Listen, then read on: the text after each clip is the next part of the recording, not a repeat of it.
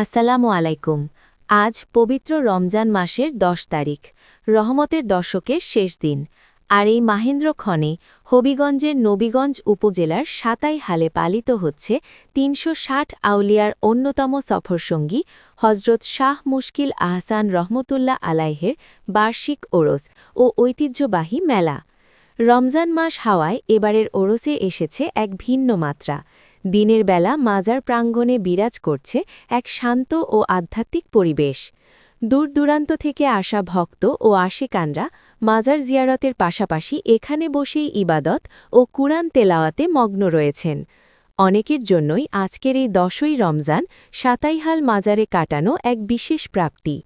মেলা প্রাঙ্গণেও রয়েছে রমজানের ছোঁয়া। অন্যান্য বছরের মতো খাবারের দোকানের উপচে পড়া ভিড় না থাকলেও ইফতারের সামগ্রী আর নিত্য প্রয়োজনীয় জিনিসের দোকানে মানুষ ভিড় করছেন।